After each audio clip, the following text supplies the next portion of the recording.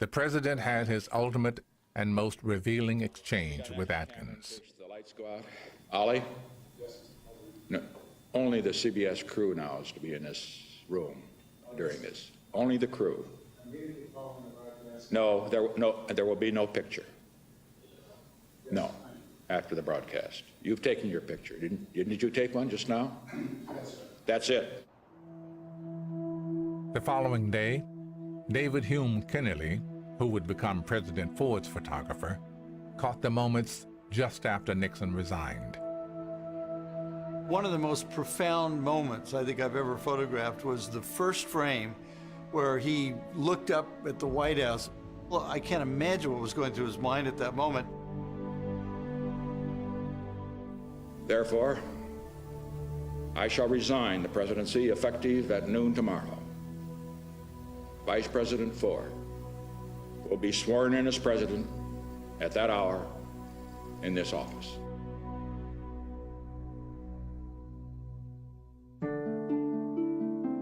Gerald Ford assumed the presidency at a time when public distrust of the White House ran deep. He chose Kennelly to be his photographer, in part, to help open up the White House. Many photographers get close to the president and first family, but David Kennelly's relationship was unique. They treated me like a member of the family. I don't know how else to put it. Some of the best pictures I took, for instance, Mrs. Ford looking out of the window in her bathrobe from behind. She looks like she's in a bird cage almost. It was taken when she didn't even know I was in the room. But at the end of every day, President Ford almost always invited me to come up and have a drink, you know, with him and Mrs. Ford, and I was the only one.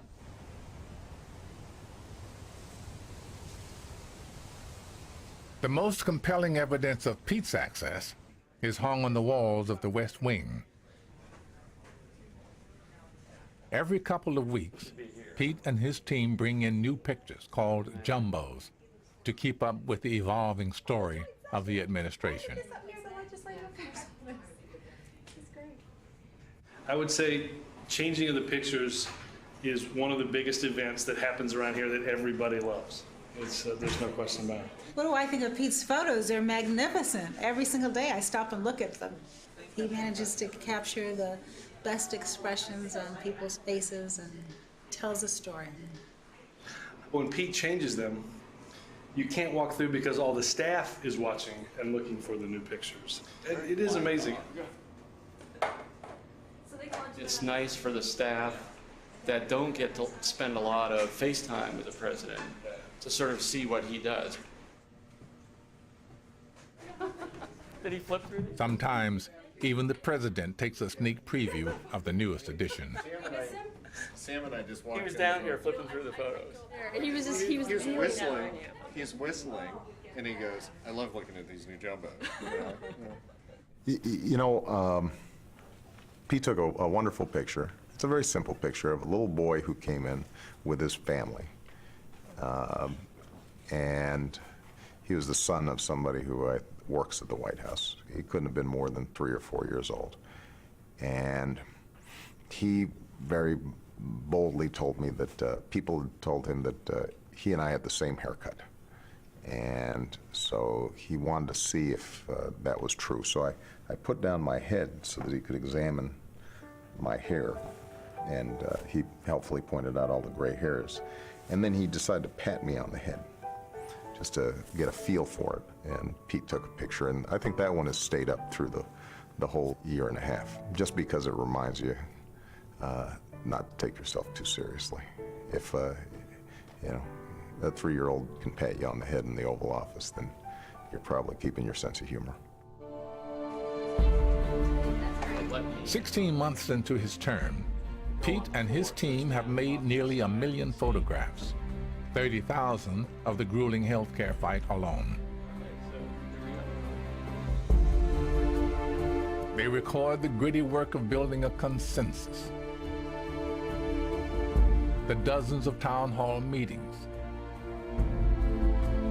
and the hundreds of conversations with congressmen and senators. after all that, there is still one more vote and a few more pictures that will tell the final story.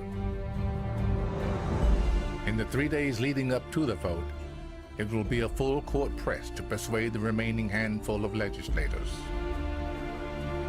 Pete will get it all. And I took this job for those last 3 days. You really felt that you were documenting history.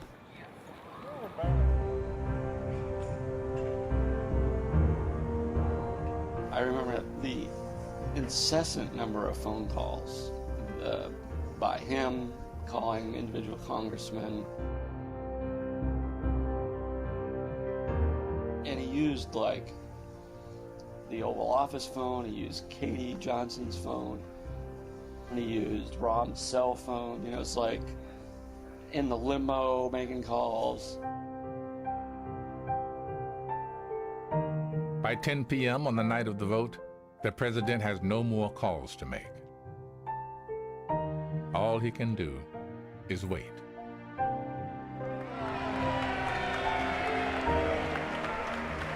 But then when they started roll call for the vote, he wanted to be with the staff. And everybody had gathered in the Roosevelt room.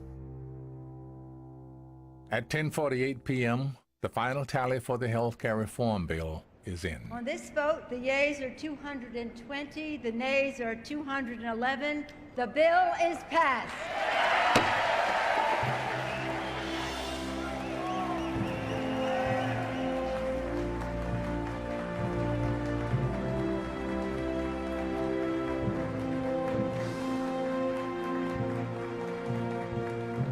I think that's when it really hit people how historic this was. You know, here's something they had worked for basically since day one of his presidency.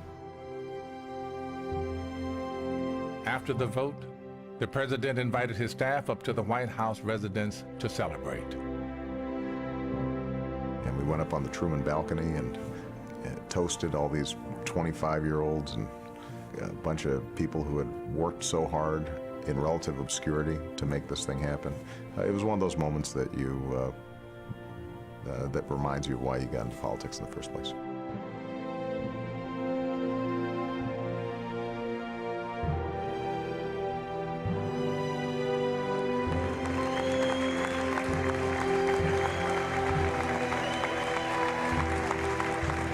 The healthcare vote was probably the most gratifying moment that I've had in public life, more than my election as president, because you run and hopefully win elected office, not just for the sake of being something, but for the sake of doing something.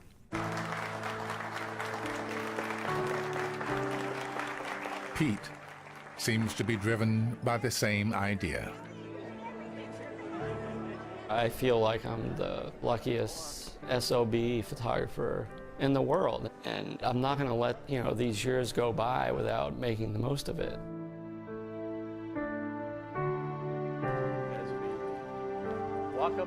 People always ask me, what's your favorite picture? And I always say it's the one that I'll make tomorrow.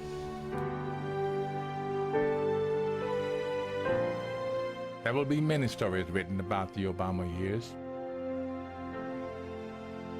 But Pete Sousa's pictures will give the American public an inner glimpse of what happened here, of what jubilation and defeat felt like, of the texture of days, intense and tranquil, of life in this rarefied place called the White House.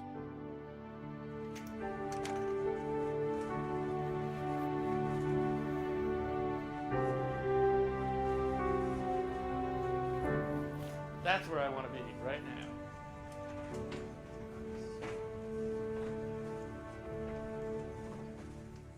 Good night.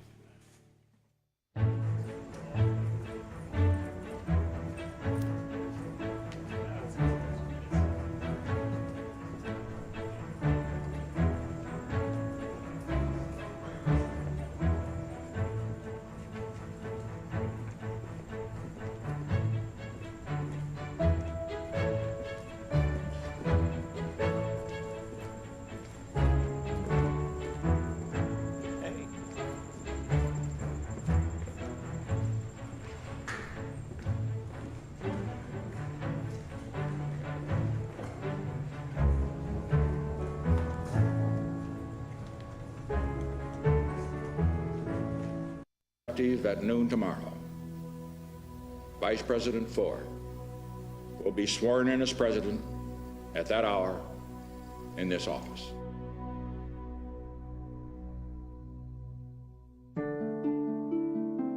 Gerald Ford assumed the presidency at a time when public distrust of the White House ran deep. He chose Kennedy to be his photographer, in part, to help open up the White House. Many photographers get close to the president and first family, but David Kennedy's relationship was unique. And the president had his ultimate and most revealing exchange with Atkins. The lights go out. Ollie? No, only the CBS crew now is to be in this room during this. Only the crew. No, there will be no picture. One of the most profound moments I think I've ever photographed was the first frame where he looked up at the White House. Well, I can't imagine what was going through his mind at that moment. Therefore, I shall resign the presidency effective. No, after the broadcast. You've taken your picture. Didn't you take one just now? That's it.